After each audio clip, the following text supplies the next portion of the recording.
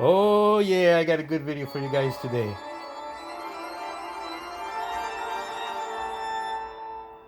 The This video goes out to Tim Sears. This is just a real quick, informal, not rehearsed, not set up, raw as can be video. Tim came up with some wonderful suggestions as far as punching rivets. I'm gonna try and use a couple of them here. Tim, this is for you. This is what I have found out and what I'm gonna find out, or actually what we're gonna find out together for the project The Seam. Anyways, let me get the lights. Tim suggested heating the tip of, let's say, the needle of an airbrush for punching rivets in styrene. And I was about to do it, but I want to do this together with Tim. And thank you for your suggestion.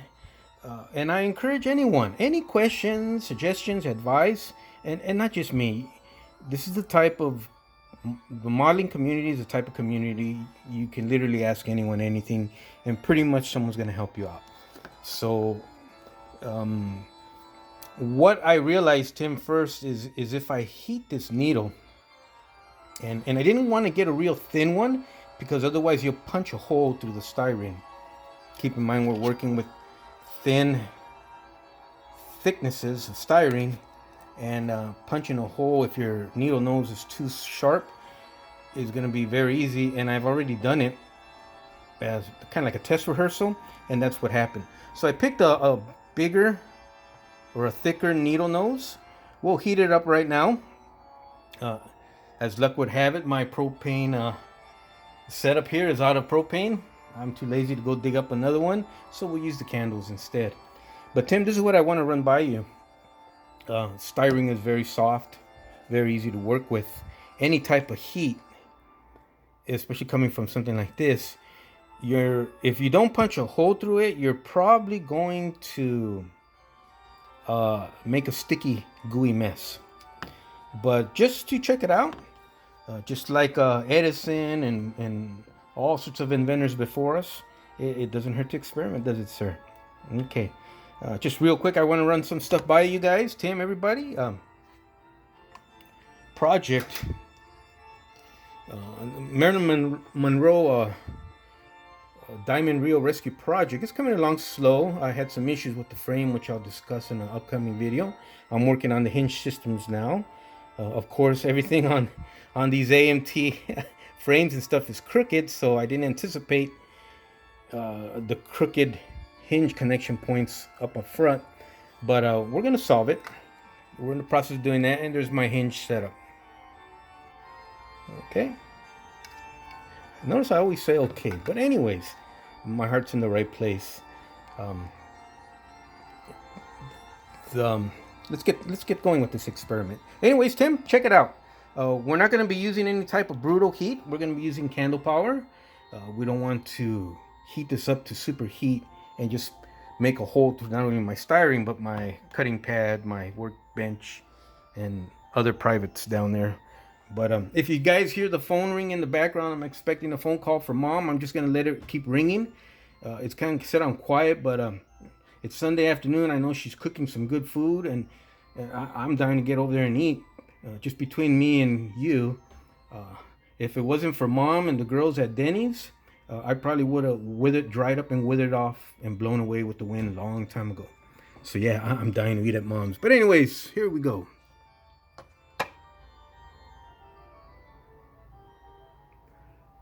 I think that's going to be as good for the styrene we're using right now.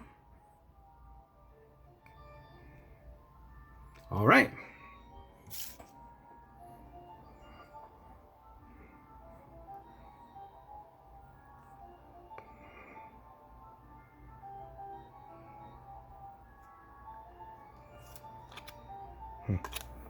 Well, let's heat it up some more.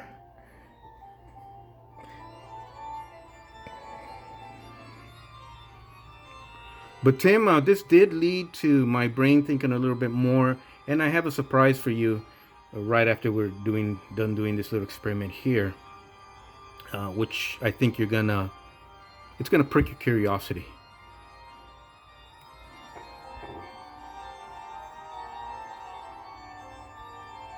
I am pressing down with force. I'm using vice grips on this thing, so it's yeah, I didn't really do much on the other side. I can apply more heat with more pressure, but I think what we're gonna run into is creating a gooey mess here. It doesn't take much to make styrene melt. And picture it like this: when you use your cutting wheel on styrene, you kind of have to do it sparingly and lightly and back off frequently like crazy. Otherwise, the parts start to melt instead of cut. So because pretty much all the models that they sell, it's just common in industry, they use styrene or resin, but we're not punching through resin here. I would probably avoid the heat method, but I'll keep experimenting, and if I come up with any results, I'll let you know, Tim.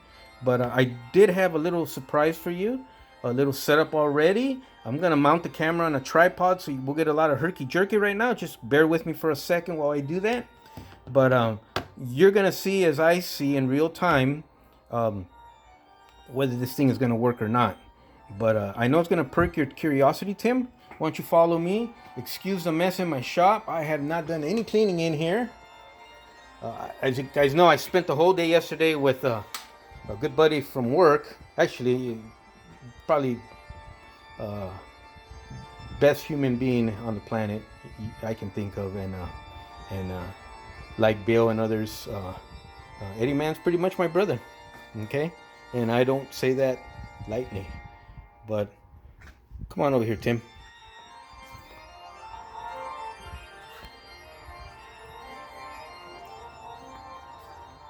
Okay, that's what I got for you. So we got a jig. We're using a nail instead of I was using drill bits, but what was happening is I was snapping my drill bits in half. We're gonna do it on paper, styrene, and sheet of aluminum. Let's grab that aluminum So, mount you on the camera, on the tripod.